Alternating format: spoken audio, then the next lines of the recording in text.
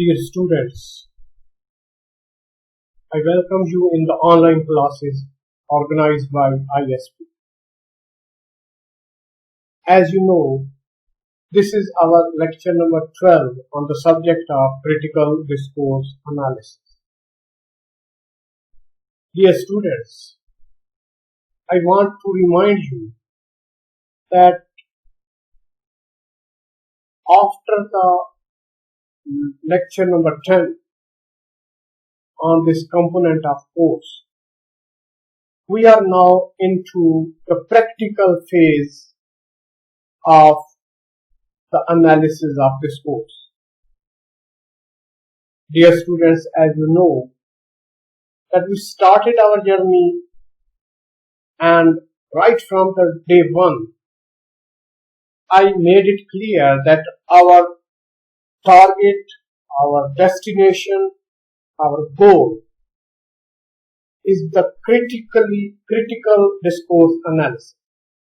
So, we want to analyze discourse critically at the end. That is our target. In the first 9 lectures, we defined and explained different assumptions that are very important in the analysis of discourse. And now, since lecture number 10, we are into that practical phase where we are trying to learn what are different angles, different approaches that can be adopted in order to analyze discourse. Dear students, in lecture number 10, we started the working and functions of grammatical categories. Actually, and I am saying it again, the purpose of teaching you these basic grammatical categories, their functions and their working, is not to teach you the basic grammar.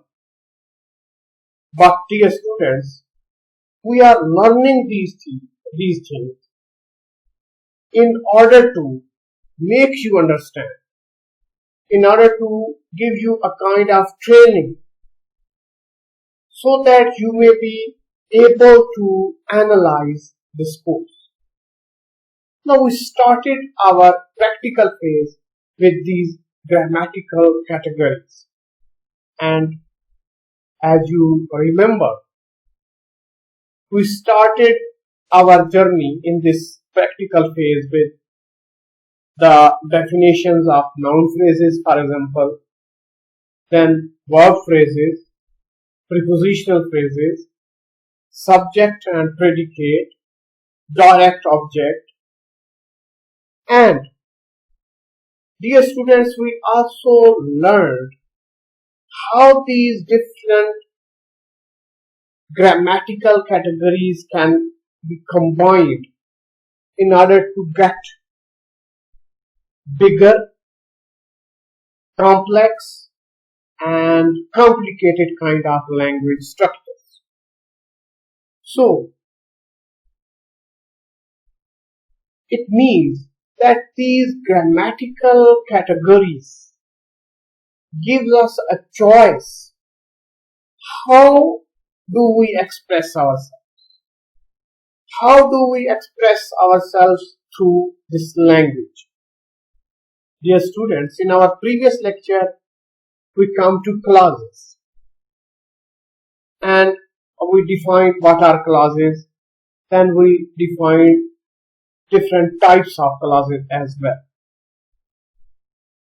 And dear students, we defined that clause is actually a stretch of language or a smaller piece of sentence that has its own subject and predicate, but it cannot stand on its own, meaning it cannot express complete sense and complete meaning on its own. We have to add something into it so that a clause can express its meaning.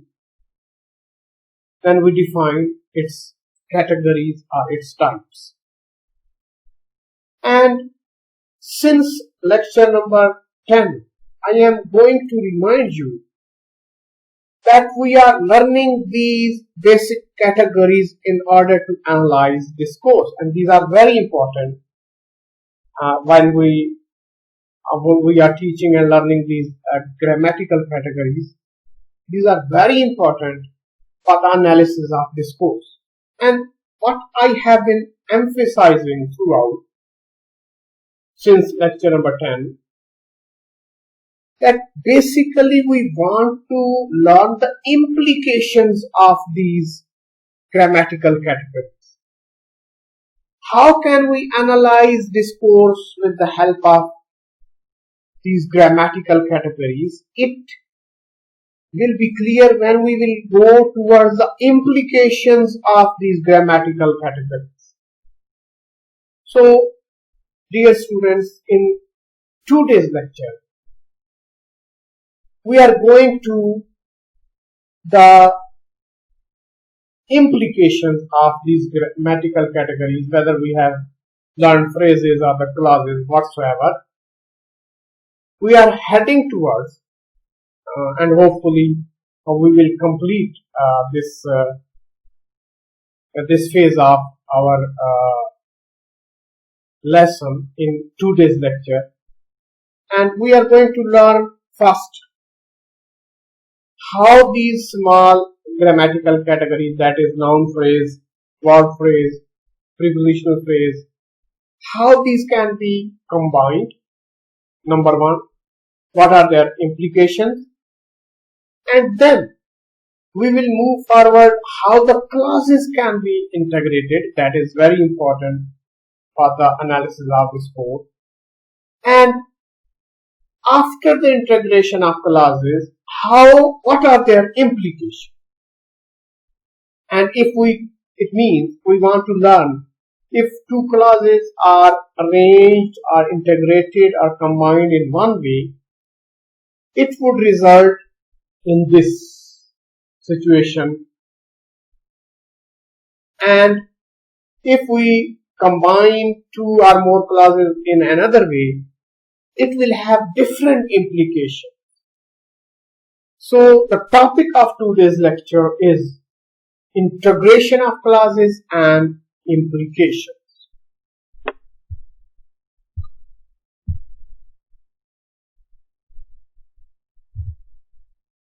If we look at the outlines of today's lecture, then first we will learn how to build complex structures, meaning thereby that whatever the small bricks or small blocks of language we have defined, like noun phrase, verbal phrase, prepositional phrase, subject, predicate, how will we combine these bricks and blocks to get a complex structure of language? And then, very important phase of integration of clauses and its implication. And dear students, at the end, as usual, I would like to set an exercise for you. Now, how to build complex structures? When we build with grammar, we follow the rules of grammar in order to make larger structures of language. That is the first point.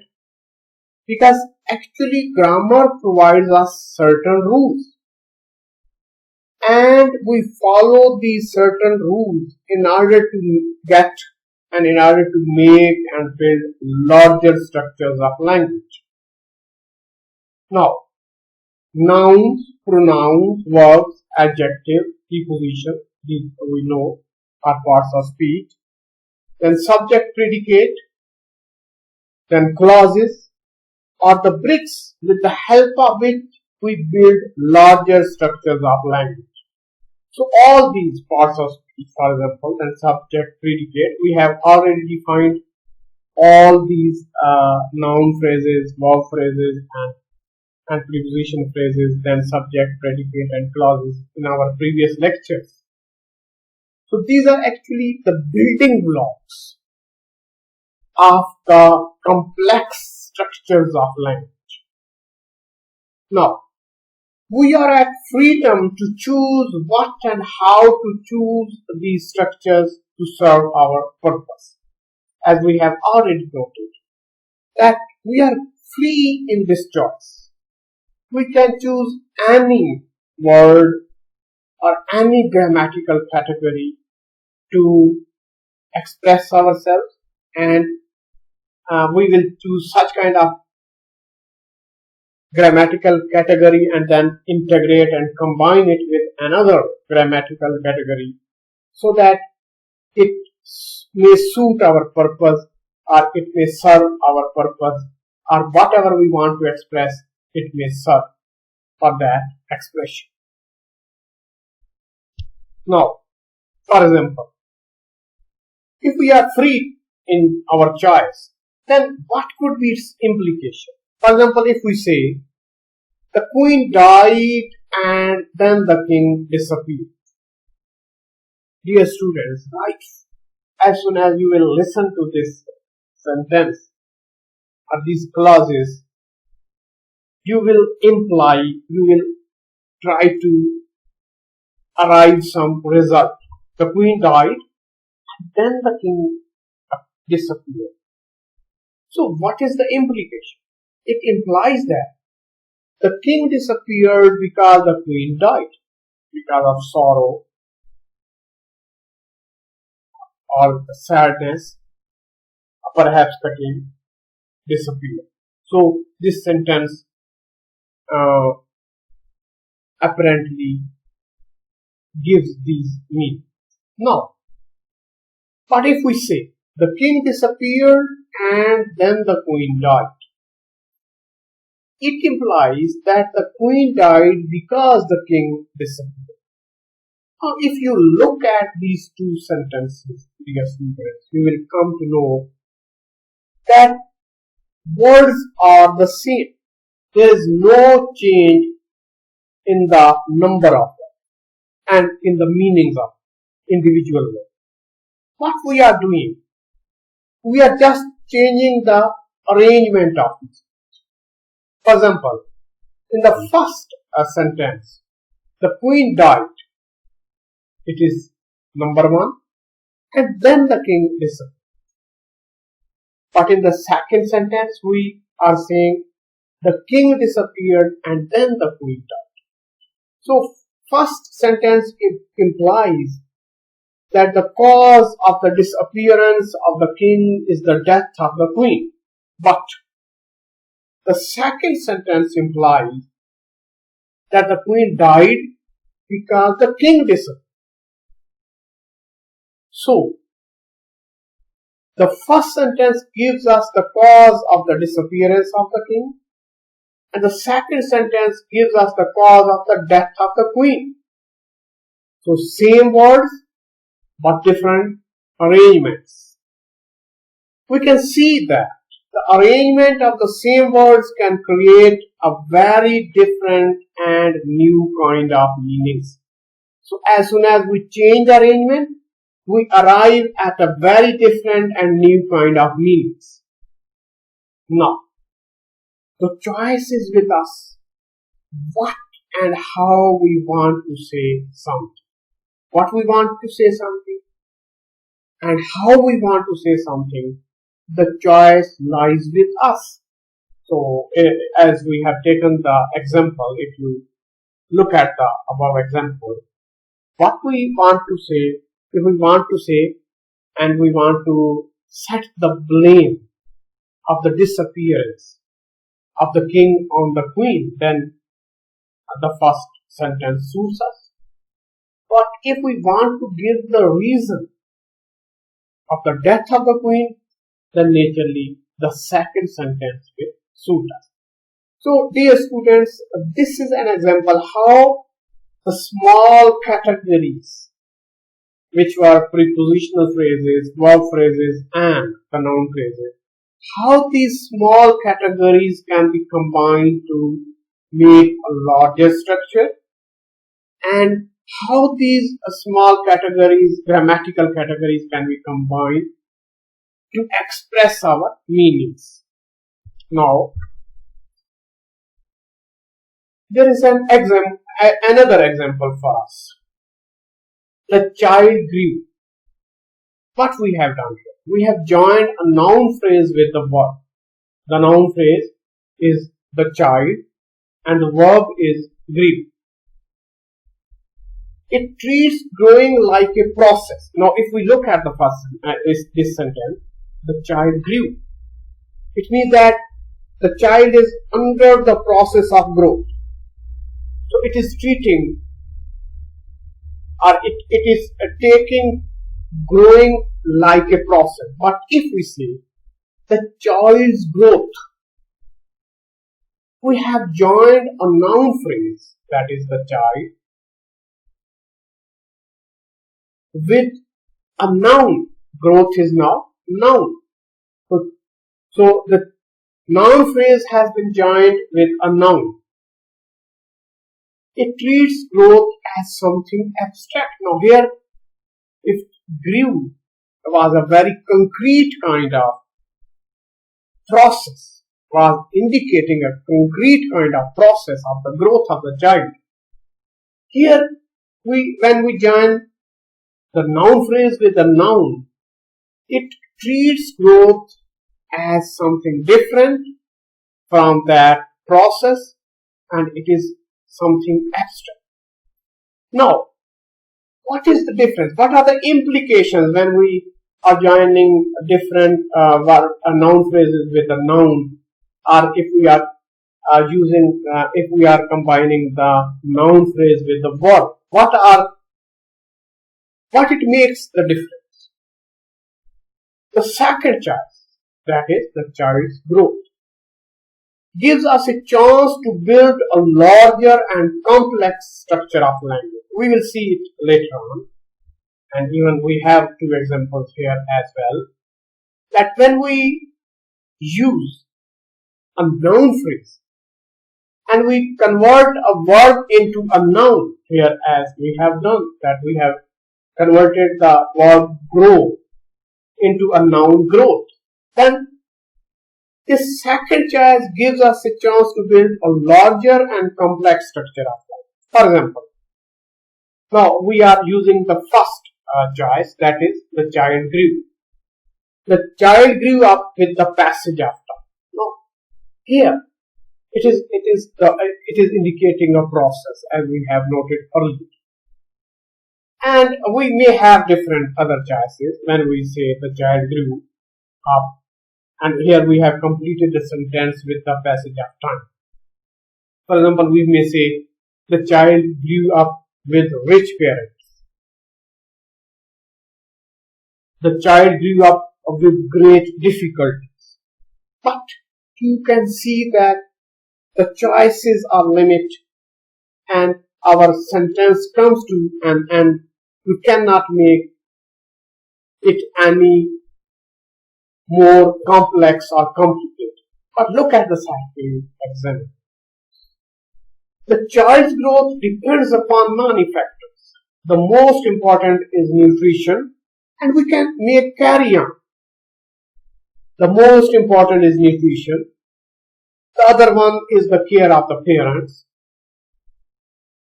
The third one is the environment in which the child is growing up. So we can go on with infinite number of clauses added to this sentence. It means that when we have joined a noun phrase with a noun, it has given us a wide scope of expression, and it has given us a chance for building up a larger and complex structure of language. So, dear students, these are the implications how we when we join different grammatical categories, what choices are lying ahead for us if we combine them differently? Now, we have defined clauses in our previous lecture and types of clauses as well. Today we want to learn their implications, which is very important because actually in the analysis of discourse, we are going to use these implications. Now, the subject of a clause is always a noun or a noun phrase. We know that because it is the doer, the agent, so it should be noun or a noun phrase. For example, players hit the ball, or the good players hit the big ball. Now, in the first example, there is noun as the subject, and in the second example, the good players, it is the noun phrase. Now, we must note this first point, that the subject of a clause is always a noun or a noun phrase. Secondly, the direct object of a verb is always a noun or noun phrase. Then, the direct object of a verb is also, like the subject, is a noun or noun phrase. For example, the ball or the big ball is the example in this case. For example, in the above example, in the first sentence, players hit the ball.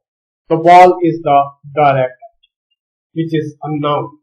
Or in the second example, look at the second example. The good players hit the big ball. So here the direct object is the big ball. So it means, and we know, we must note that hit is the verb. And what we are saying, that the direct object of a verb is always a noun, like the ball, or a noun phrase, that is the big ball. That is the second one. Then, the predicate of a clause is always a verb or a verb phrase. Verb or verb phrase, the predicate.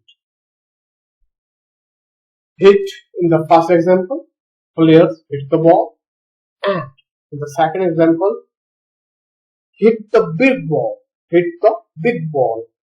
That is a verb phrase. So, about the clauses, now we have noted 3 points. The subject of a clause is always noun or noun phrase.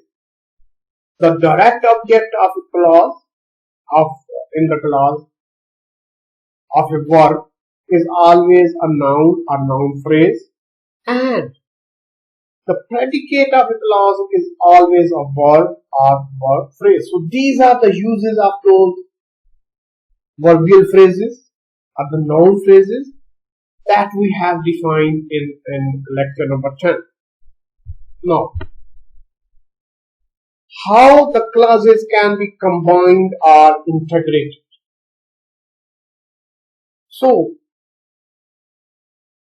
clauses can be combined or integrated more or less tightly together in 4 ways. There are other ways as well, but commonly we use these 4 ways for the combination or integration of clauses. Number 1. When 2 or more clauses are combined by coordination and each is a main clause. Now, the first one, once more, when 2 or more clauses are combined by a coordination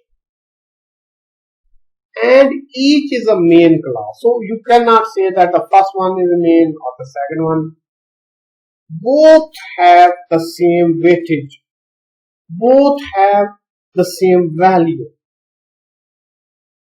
Now, what is main clause? A main clause can stand on its own as a sentence or bears no relationship with any larger clause other than coordination. So this is the definition of a main clause. It can stand on its own. It means that it can express its meaning, complete meaning. It can make complete sense. And it has no relationship with any larger clause. It has only one relationship, that is with coordination. Now we have taken the example and it will make it clear. The birds fly in the air and the fish swim in the water. Or we can say, the birds fly in the air but the fish swim in the water. Now and or but are the coordination. The first clause is the birds fly in the air. It can stand its own. It is expressing its complete meaning. It is making its complete sense. And the second is the fish swim in the water. It can also stand on its own and it is expressing its complete meaning and it is making full sense. So these are the two clauses and these have been joined by the coordination of and or but. Now, if we look at this sentence, the whole sentence is a main clause and both can be said as subclauses. So there is not one main clause and the other subclause, but the whole sentence can be treated on the level of a main clause and the both clauses can be called the subclause. So that is the first method or way of combining clauses. And what is that?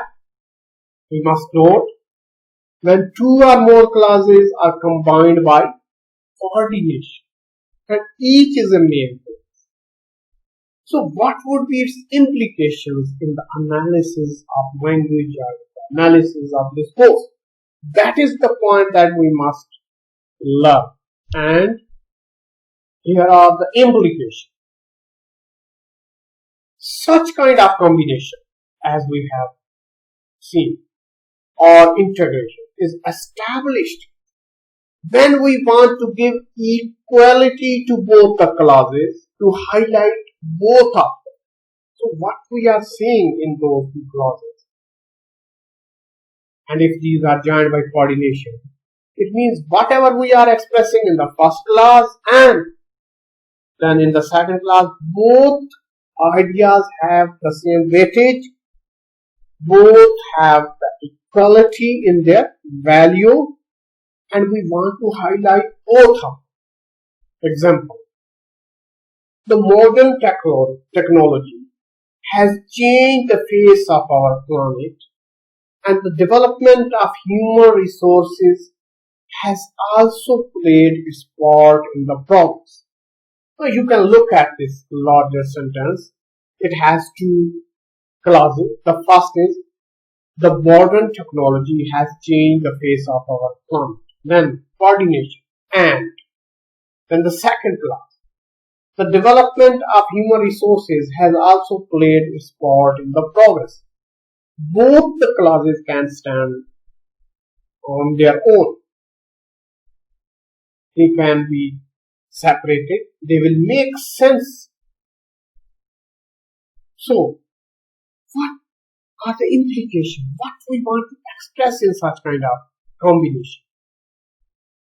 In the first clause, you can see the modern technology. We are giving the cause. How the face of our planet has been changed because of the modern technology. And in the second clause, we are trying to highlight the role of the development of human resources. It means that in the development of our planet, both the modern technology and the development of human resources have equal power. We want to treat them equally. We want to highlight both of them. So, we want to give equal importance to the modern technology and the development of human resources. That is why We have combined or integrated both of these clauses with the coordination, and we can treat this as one sentence, and both the clauses can be called the main clauses. So this is the implication. So when we will come across such kind of examples, we will note that the speaker or the writer wants to give equal weightage, equal value to both the clauses. No. The second way of combining clauses. Clauses can be combined when one or more clauses is juxtaposed as a subordinate clause to a main clause. So here, there would be a main clause and a subordinate clause would be juxtaposed into it. Example. The modern technology has changed the face of our planet, while the development of human resources has also played its part. Now you can see the modern technology has changed the face of our planet. This is main clause. Then there is subordinate, while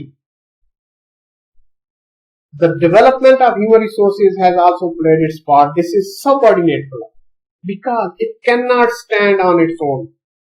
If you say the modern technology has changed the face of our planet, it can stand on its own. If you separate it from this sentence. But if you say the development of human resources has also played its part, it is not giving its complete sense, full meaning. So it is subordinate clause. So what we have done here, a subordinate clause has been juxtaposed into the main clause. The second clause, while, so on, it is subordinate clause and it has been juxtaposed into the main clause, and that is the modern technology and so on. So what would be the implication? What would be the implication if we juxtapose a subordinate clause into the main clause? Such kind of arrangement is established when we want to highlight or give prominence to one idea by placing it in the main clause, and the other ideas are set as its complementary ideas in the subordinate. So I hope it would be clear. What we want to highlight, we will put it into the main clause. And what are the complementary things? Those things, those arguments, those ideas which are completing the sense of the main idea, we will place those ideas into subordinate clauses. We have taken the example here. Very interesting one. CPEC will establish strong relationship between China and Pakistan. This is the main clause. While strengthening our economy, geopolitical role in the region. Second and third clause. Strengthening our economy is one subordinate clause, and geopolitical role in the region is the second subordinate clause. So what we are doing here, from CPEC to Pakistan, we want to highlight it. We want to highlight CPEC will establish strong relationship between China and Pakistan.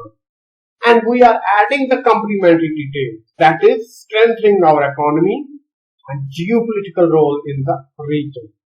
So these are subordinate clauses. So what we want to highlight will be placed in the main clause, and what we want to make as complementary arguments of the main idea, these will be put into the subordinate clause. Now, number 3. Clauses can be integrated by embedding one clause inside another. One clause inside another. That is also the way of integration of two or more clauses. For example, the Muslims of Kashmir feel they have been deprived of the right to the self-determination. No.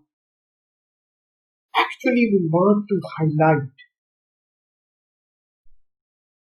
the Kashmiris' problem that they have been deprived of the right to the self-determination. So what we have done?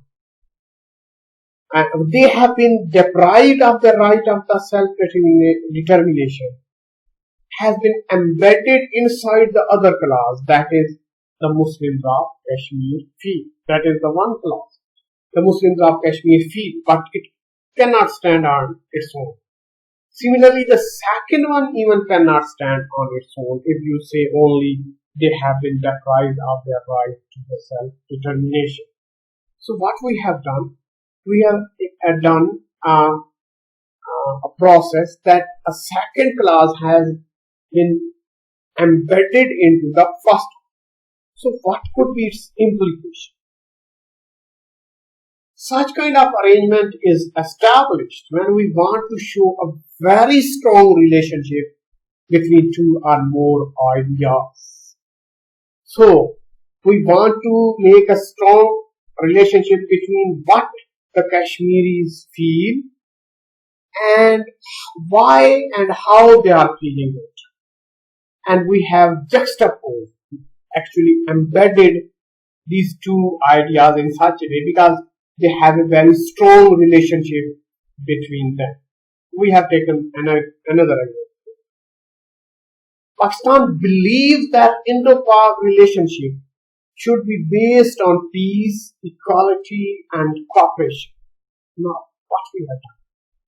Pakistan believes this is the first pillar, and that Indo-Pak relationship should be based on peace, equality and cooperation. That is the second clause, which has been embedded in the first. And this shows a strong relationship between the belief of Pakistan and its required condition, that is peace, equality and justice. So when a writer or speaker will embed such kind of clauses, we will note that actually the writer or the speaker wants to make a strong connection between these or among these ideas. Now, the fourth one. Clause can be turned into a phrase, losing its status as a clause. So this is the fourth. We can turn a clause into a phrase, and when we will turn it into a phrase, it will lose its status as a clause. It can be done by changing verb into noun or noun phrase. This process of changing verb into noun or noun phrase is called nominalization. Now, adjectives can be changed into nouns or noun phrase as well. That is also one of the process. For example, healthy into health. Verbs can also be changed into adjectives. For example, smile into smiling. So what would be its implication? It gives us an option to make new and quite complicated and complex clauses or structures. As we have seen in the very start of the lecture, that we have changed the verb grow into growth. Instead of the child grew, we have changed it into the child's growth. So that has given us a chance to make new and complicated as well as complex kind of clauses. Now we have taken an example of this as well. The study of Pakistan's political history reveals that democracy failures are caused by our own institutions. What we have done? Verb fail has been changed into noun failures. What would be its implication? It helps to put more and more information into the part of the sentence in which nominalization is occurring to make things complicated and complex.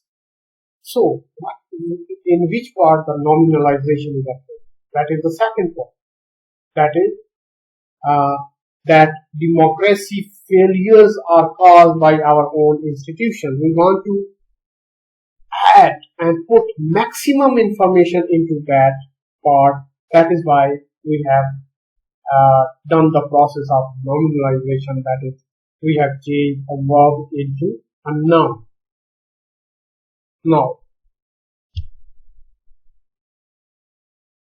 these are some of the points that I want to discuss at the end.